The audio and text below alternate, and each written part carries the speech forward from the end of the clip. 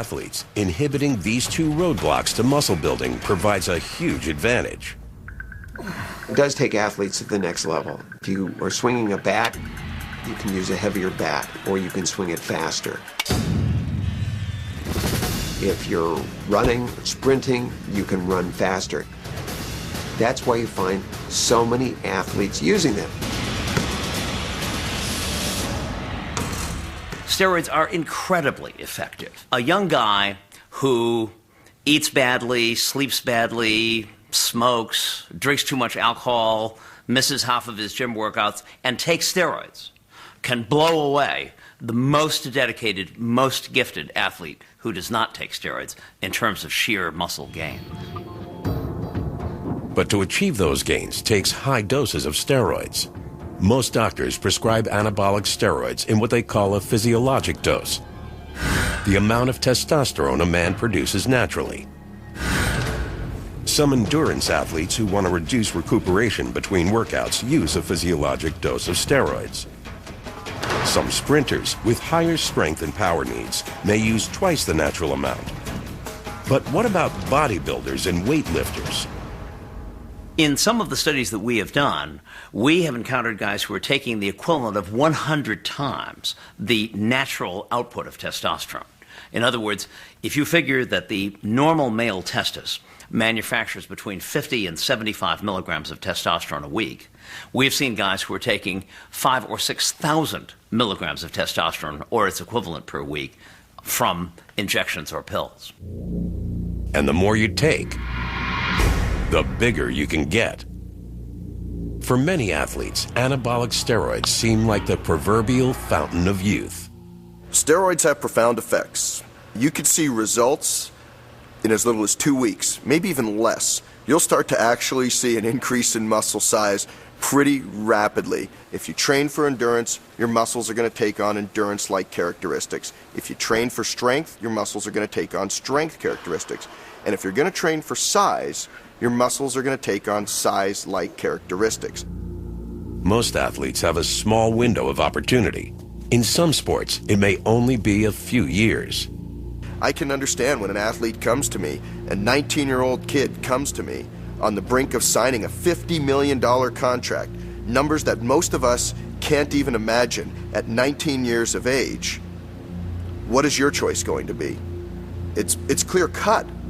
And as bad as that sounds, as a coach, I'm telling the kids how to try to do this naturally. That's when some athletes turn to anabolic steroids for an extra edge to beat the clock and cash in on success. But the risks of indiscriminate steroid use remain undefined, and many experts fear that these users may eventually pay a medical price.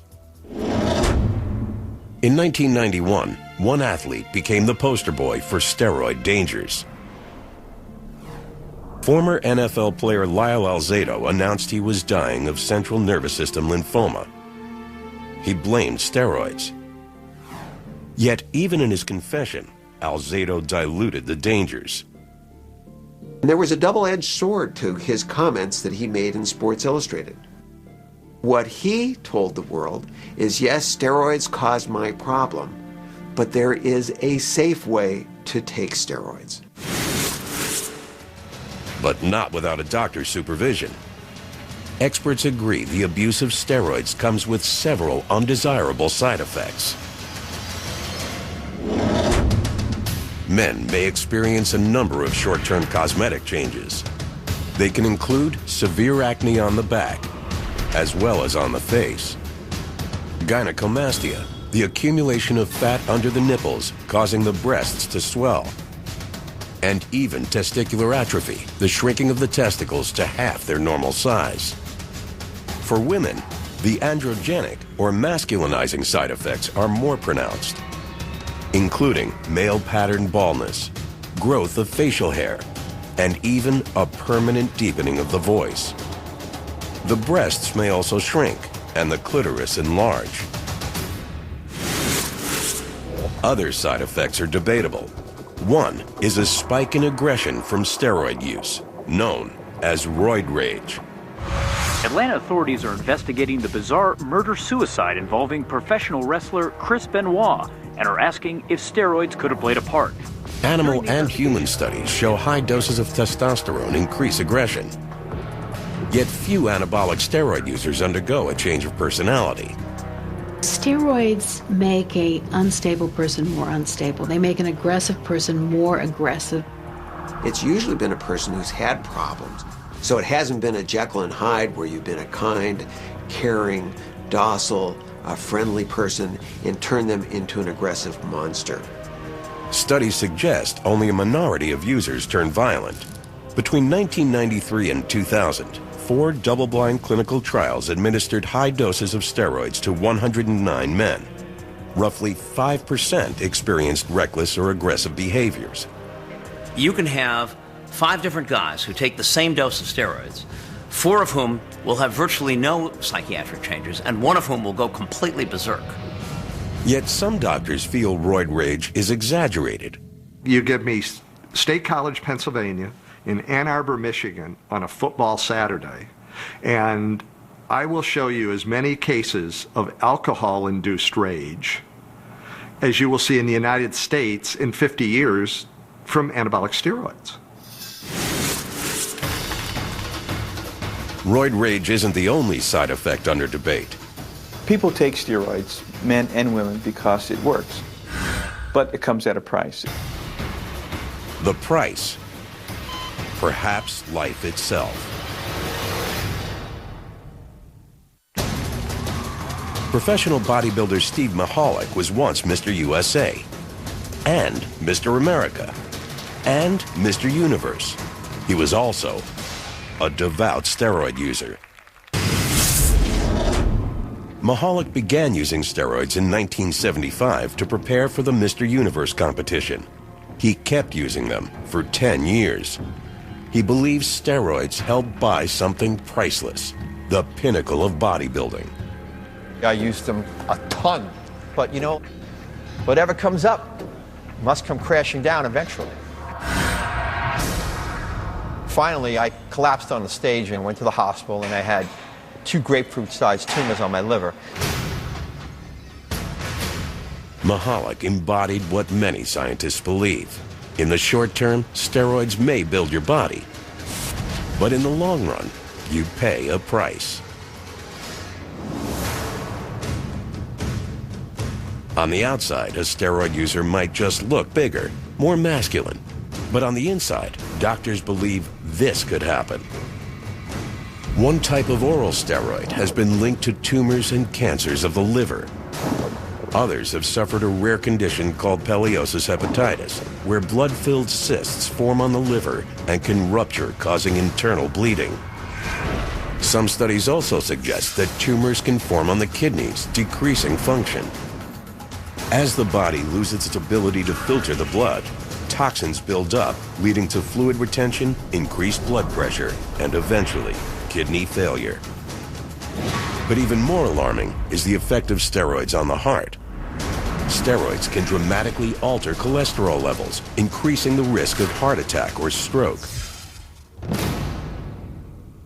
A catalog of life-threatening diseases.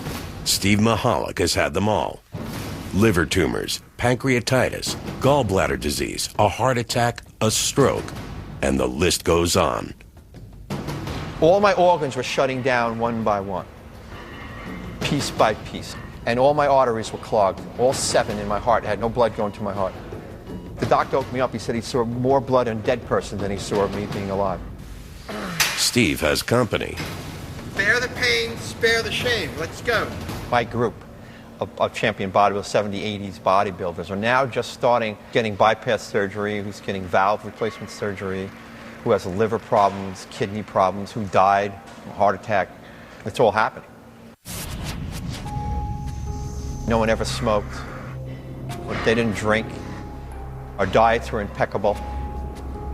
We exercised as well as did aerobic cardiovascular work.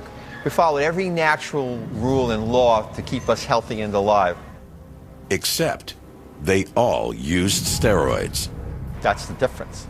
There's that one variable. It's only one variable amongst all of us. But while Mahalik blames steroids, science has reservations.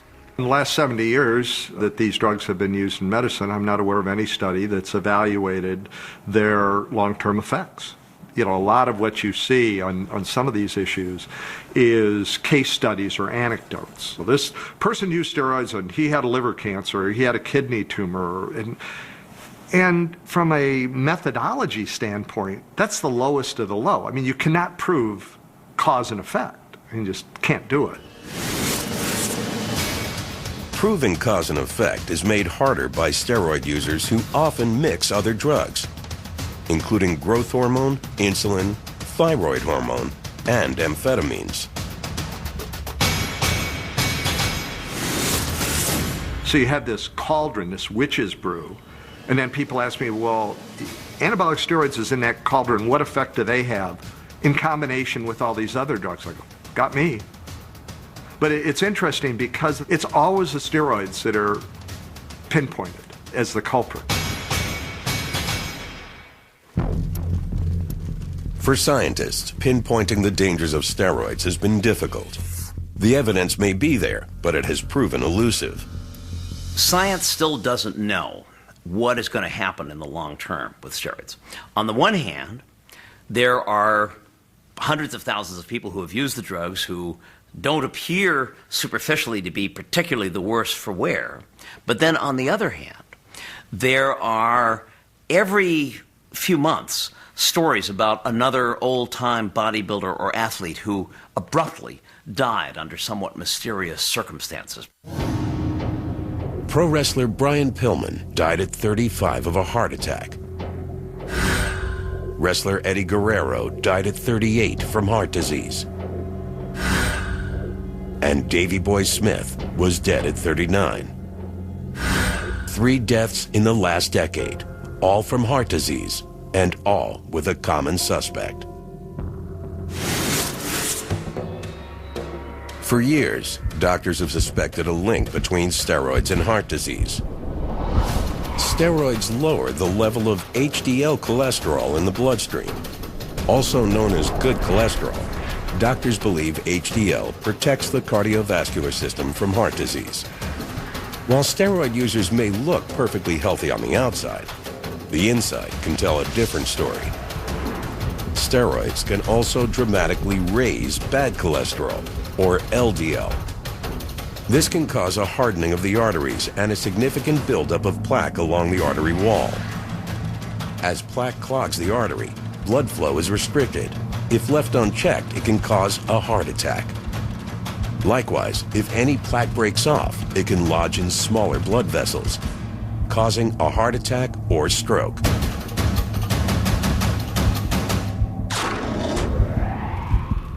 And the damage can be done after only a few years of steroid use. Exhibit A is Danny McDermott. Now a 54-year-old financial advisor, Danny was once a champion bodybuilder.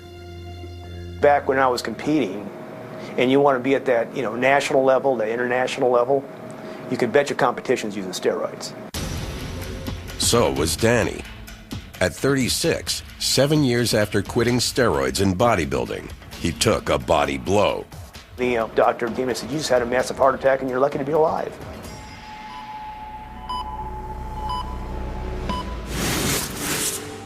McDermott is now a patient of Dr. Larry Santora, a director of cardiac CT at California's Orange County Heart Institute. In the fall of 2006, Santora published the first ever observational study on steroids and heart disease. It was also the first study to use an electron beam CT scanner to see how much plaque had built up in steroid users. A significant amount had severe plaque at a very early age, in their 30s, the type of plaque that you might see in somebody in their 70s or 80s. All 3 of your major arteries, you have atherosclerosis or plaque in each of those. To get to this level of bodybuilding and a professional athlete who uses it and performs, they're going to need to take it for several years, and that's when you're going to start to see the effect. And these guys have been doing it for 10, 12, 15 years,